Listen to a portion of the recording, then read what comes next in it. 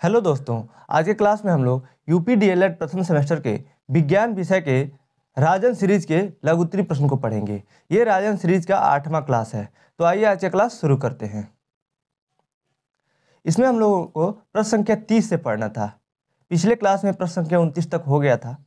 तो प्रश्न संख्या 30 है, भोजन एकत्रीकरण हेतु मूसला जड़ों में होने वाले रूपांतरण के प्रकारों को उदाहरण से बताइए। ये प्रश्न 2022 में पूछा हुआ था। इसका उत्तर है, भोजन एकत्रीकरण हेतु मूसला जड़ों में होने वाले रूपांतरण के प्रकार निम्नलिखित हैं। पहला है मूसला जड़ यानी टैप रूट। ये संचित खाद्य के कारण फूली हुई गुद्देदार और विभिन्न प्रकार की हो जाती है। दूसरा है शंकु रूप यानी मूसला जड़। इसमें है, यह जड़ ऊपर से चौड़ी फिर नीचे से पतली होती जाती है जैसे गाजर। ये प्रश्न पीछे भी आ चुका था, हम लोगों ने पढ़ लिया था पिछले क्लास में, लेकिन फिर से आया है तो देख लेते हैं। दूसरा है इसमें कुंभी रूप। इस प्रकार की जड़ों में ऊपर का भाग घड़े के समान फूला और निचला भाग एकदम पतला हो जाता है जैसे कि शलजम। तीसरा है तरकु रूप।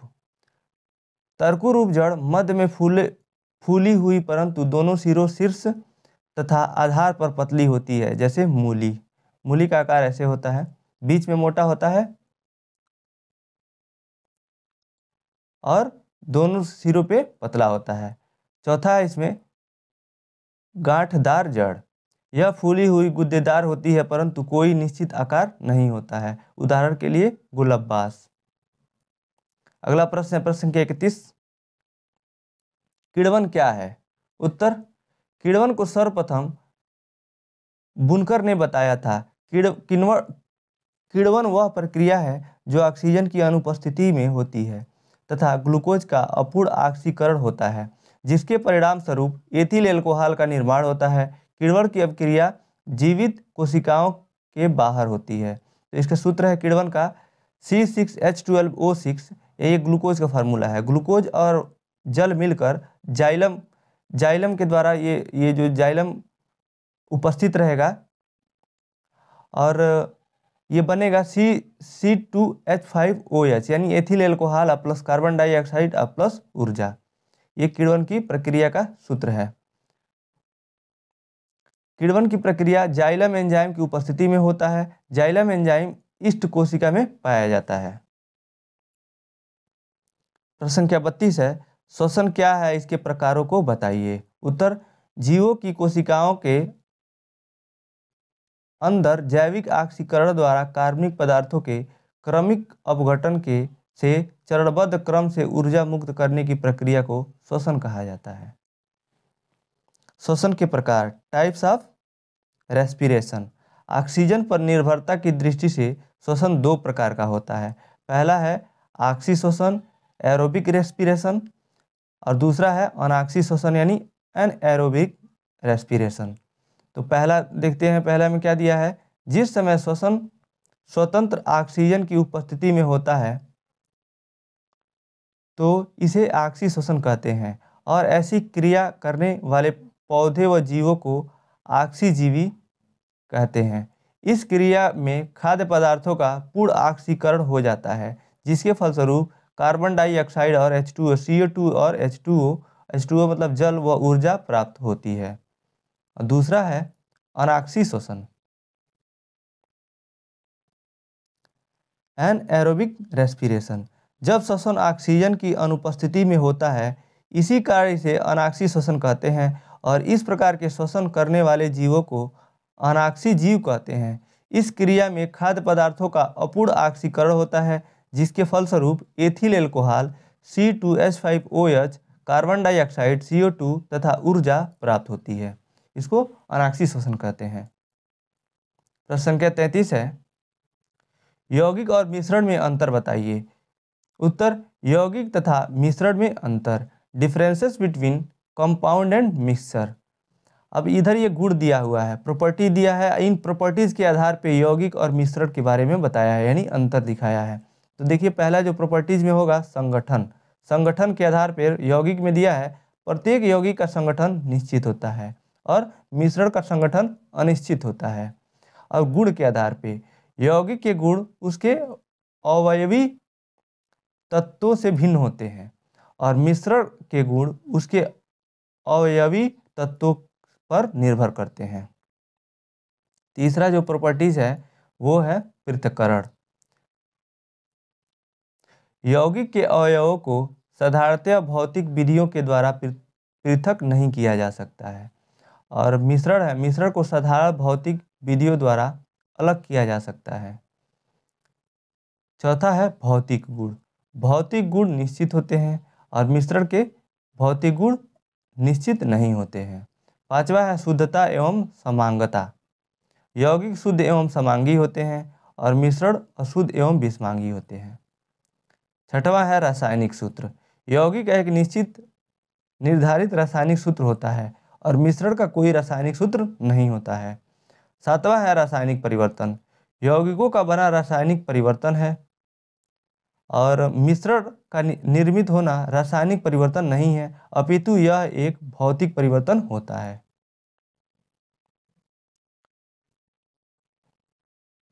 प्रश्न संख्या 34 है, पौधों में लैंगिक जनन का वर्णन कीजिए। उत्तर, लैंगिक जनन में अर्धसूत्री कोशिका विभाजन द्वारा हैप्लॉयड जनन कोशिकाएं अथवा युग्मक बनते हैं, जो दो प्रकार के होते हैं, नर युग्मक तथा मादा युग्मक। एक नर एवं एक मादा युग्मक के मिलने से डिप्लॉयड युग्मनज यानी डिप्लॉयड जाइगोट बनता है, जो बारंबार विभाजित होकर बीज बनाता है। बीज नवीन पौधे को जन्म देता है। अतः लैंगिक जनन को अग्रलिखित 4 चरणों में विभक्त किया जा सकता है। पहला है युग्मक जनन। अर्धसूत्री विभाजन द्वारा अगुणित युग्मक कोशिका का निर्माण युग्मक जनन कहलाता है। यह 2 प्रकार का होता है। दूसरा जो लैंगिक जनन के 4 चरणों में से जो दूसरा चरण है वो है परागण। पराग कणों का पराग कोशों से निकलकर स्त्री केसर के वर्तिकाग्र तक पहुंचने की क्रिया परागण कहलाती है। तीसरा चरण वो है निषेचन। नर तथा मादा युग्मक केंद्रकों के मिलने से द्विगुणित युग्मनज जाइगोट का निर्माण होता है। और चौथा है पुष्पी पौधों में लैंगिक जनन। आवृतबीजी पौधों में नर एवं मादा जननांग पुष्पों में स्थित होते हैं। पुष्पों को रूपांतरित शाखा कहा जाता है। इसमें निम्नलिखित 4 चक्र होते हैं। पहला है वाह्य दल और दूसरा है दल, तीसरा है पुमंग या एंड्रोसियम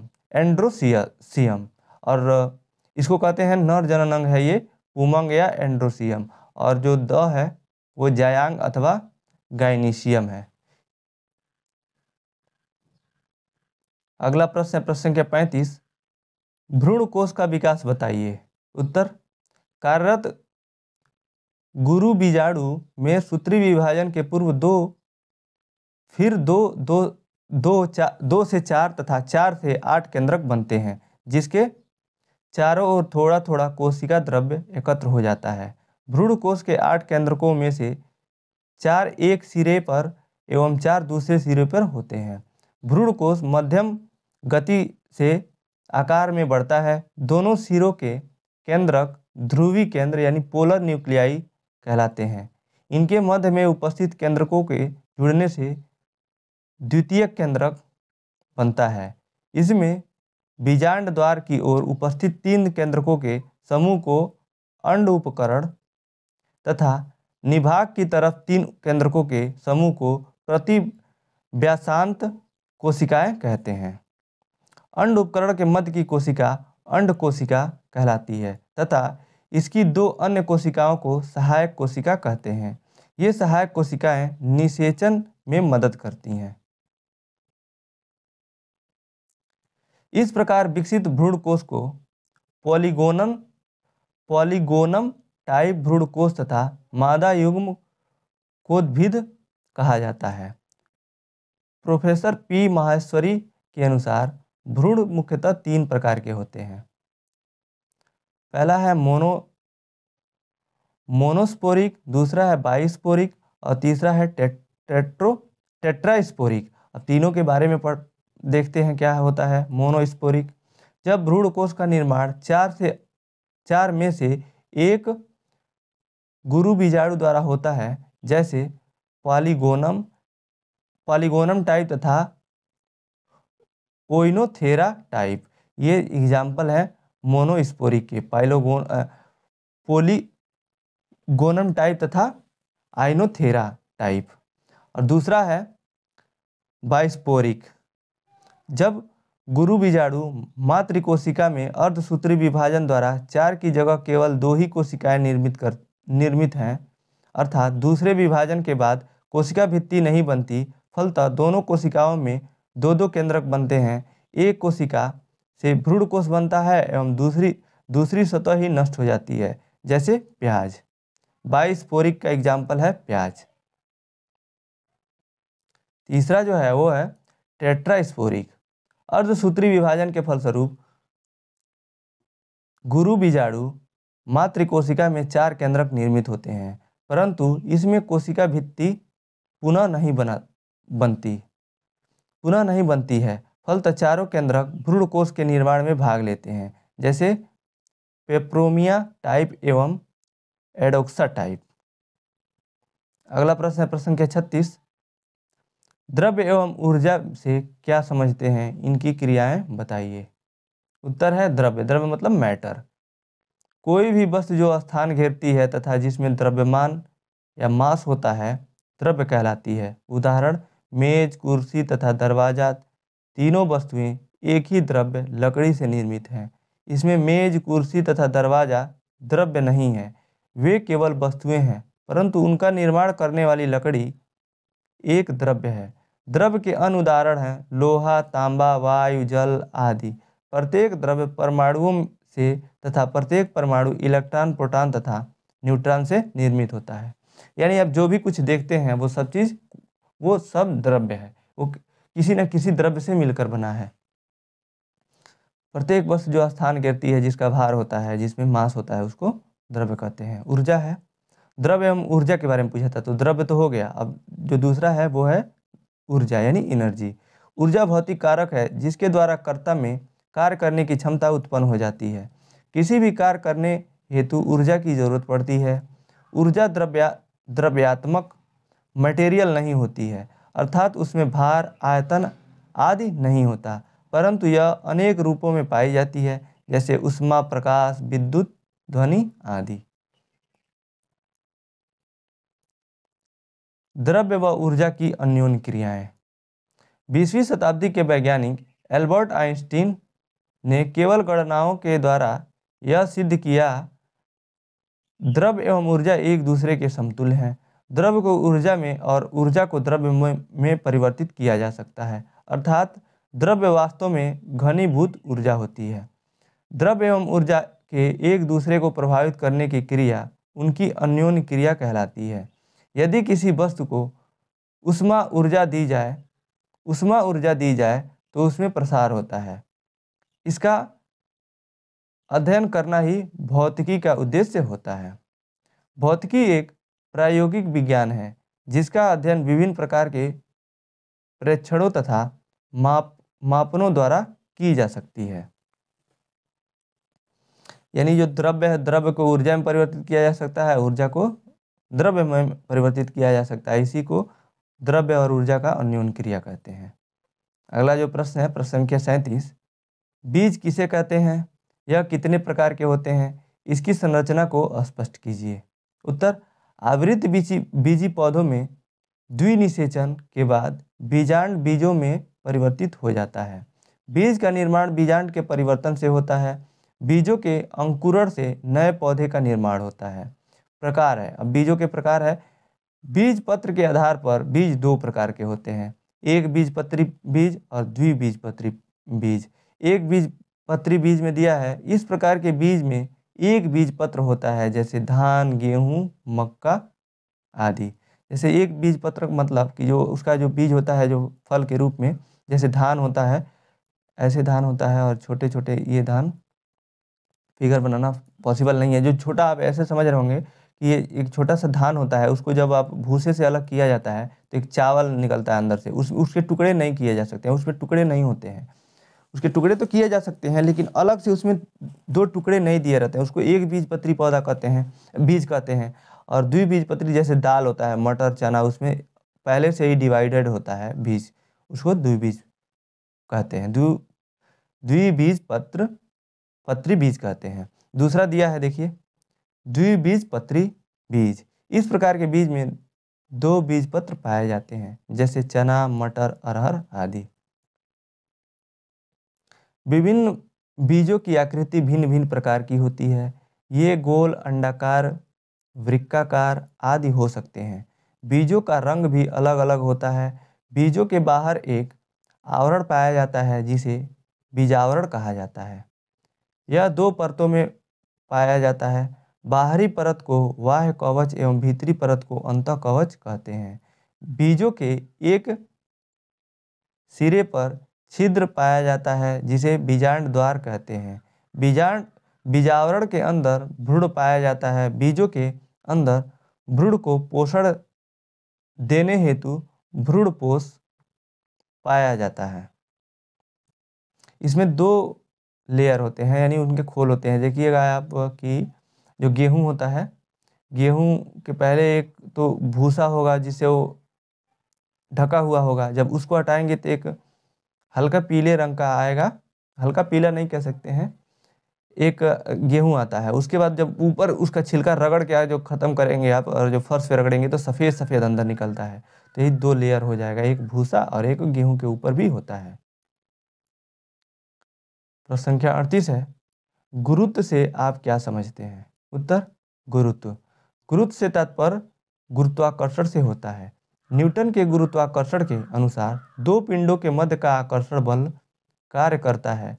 यदि इनमें से एक पिंड पृथ्वी हो तो इस आकर्षण बल को गुरुत्व कहते हैं। अर्थात गुरुत्व वह आकर्षण बल है जिसमें पृथ्वी किसी वस्तु को अपने केंद्र की ओर खींचती है। यही कारण है कि मुक्त रूप से ऊपर की ओर फेंकी गई वस्तु पृथ्वी की सतह पर आकर गिरती है। अतः उल्लेखनीय है कि किसी वस्तु पर लगने वाला गुरुत्वीय बल ही उसका भार कहलाता है। सर्वप्रथम आर्यभट्ट ने बताया कि पृथ्वी समस्त वस्तुओं को अपनी ओर खींचती है। यानी गुरुत्व बल से आप क्या समझते हैं? इसका उत्तर हो जाएगा, आप लिख सकते हैं कि पृथ्वी के द्वारा लगाया गया बल, यानी अपने तरफ आकर्षित करने के बल को गुरुत्वीय बल कहते हैं। सिंपल शब्दों में समझने के लिए आप कर लीजिए, लेकिन ये आपको लघु उत्तरीय प्रश्न में प्रश्न पूछा है तो आपको 60 शब्दों से ज़्यादा लिखना पड़ेगा, तो आप ये सब लिख दीजिएगा। अगला जो है इसी में गुरुत्वीय त्वरण दिया है, यानी ग्रेविटेशनल एक्सीलरेशन। गुरुत्वीय त्वरण स्वतंत्र रूप से पृथ्वी की ओर गिरती किसी वस्तु के वेग में प्रति सेकंड में होने वाली वृद्धि को प्रदर्शित करता है। पृथ्वी के आकर्षण बल के कारण किसी वस्तु के वेग में प्रति सेकंड होने वाली वृद्धि को गुरुत्वीय त्वरण यानी जी कहते हैं। गुरुत्वीय त्वरण जी बराबर G_m_r², जहाँ G है सार्वत्रिक गुरुत्वाकर्षण नियतांक, जिसका मान होता है, ये नियत होता है, इसका मान 6.67 × 10⁻11 न्यूटन मीटर स्क्वायर पर प्रति किलोग्राम स्क्वायर। और जी का प्रमाणिक मान 45 डिग्री अक्षांश तथा समुद्र तल पर 9.8 मीटर पर सेकेंड स्क्वायर होता है। आगे दिया है, गुरुत्वीय त्वरण वस्तु के द्रव्यमान आदि पर निर्भर नहीं करता है। अतः यदि भिन्न भिन्न द्रव्यमानों की 2 वस्तुओं को मुक्त रूप से ऊपर से गिराया जाए तो उनमें समान त्वरण पैदा होता है, तथा यदि वे एक ही ऊंचाई से गिराया जाए तो वे एक साथ पृथ्वी पर पहुंचेगी। गुरुत्वीय त्वरण का मान पृथ्वी पर भिन्न भिन्न स्थानों पर अलग अलग होता है। भूमध्य रेखा पर इसका मान सबसे कम तथा ध्रुवों पर सबसे अधिक होता है।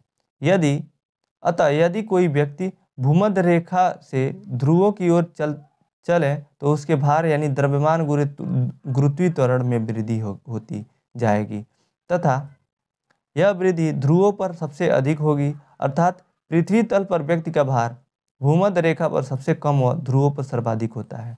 तो ये गुरुत्वीय जो बल होता है ये पृथ्वी का ही बल है, इसको अपने तरफ आकर्षित करने के ही बल को गुरुत्वीय त्वरण कहते हैं। अब किसी भी वस्तु को पृथ्वी कितनी जोर से खींच रही है, कितनी ताकत लगा के खींच रही है, वही उसका भार है। अगर ये कोई व्यक्ति है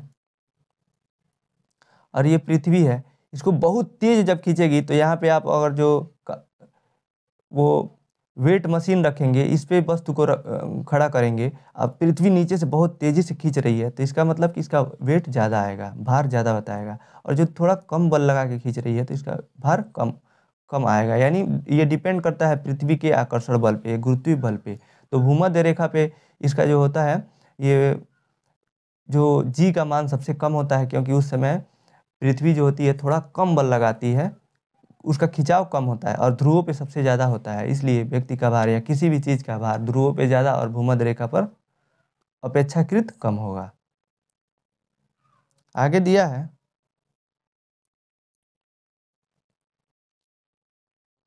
पृथ्वी तल से ऊपर या नीचे जाने पर गुरुत्वीय त्वरण का मान घटता जाता है। पृथ्वी के केंद्र पर इसका मान 0 होता है। अतः किसी वस्तु का भार पृथ्वी के केंद्र से शून्य होता है, परंतु द्रव्यमान वही रहता है। तो द्रव्यमान तो कहीं पे भी नहीं बदलेगा, वस्तु का जितना द्रव्यमान है उतना तो द्रव्यमान रहे, भार में ही परिवर्तन होता है। चंद्रमा पर गुरुत्वीय त्वरण का मान पृथ्वी पर इसके मान का 1/6 होता है।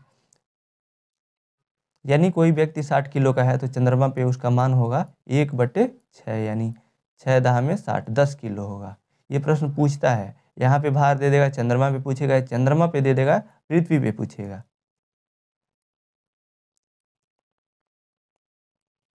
आगे दिया हुआ है इसी में, पृथ्वी के अनेक अक्ष पर घूर्णन गति का भी गुरुत्वीय त्वरण पर प्रभाव पड़ता है। यदि पृथ्वी अपने अक्ष के परितः घूमना बंद कर दे तो ध्रुवों के अलावा प्रत्येक स्थान पर गुरुत्वीय त्वरण के मान में एवं इसके कारण किसी वस्तु के भार में वृद्धि हो जाएगी। इसके विपरीत यदि पृथ्वी अपने अक्ष के परितः तेजी से घूमने लगे तो ध्रुवों के अलावा प्रत्येक स्थान पर वस्तुओं के भार में कमी हो जाएगी। यह कमी भूमध्य रेखा पर सबसे अधिक होगी। ज्ञातव्य है कि वस्तु का भार तो परिवर्तित होता है, किंतु उसका द्रव्यमान निश्चित रहता है। ये भी दिया हुआ है लेकिन आप इसको स्किप कर सकते हैं, क्योंकि ऊपर इतना दे दिया है कि आप 60 वर्ड हो जाएंगे आपके। और आगे देखिए क्या है, गुरुत्व केंद्र, सेंटर ऑफ ग्रेविटी।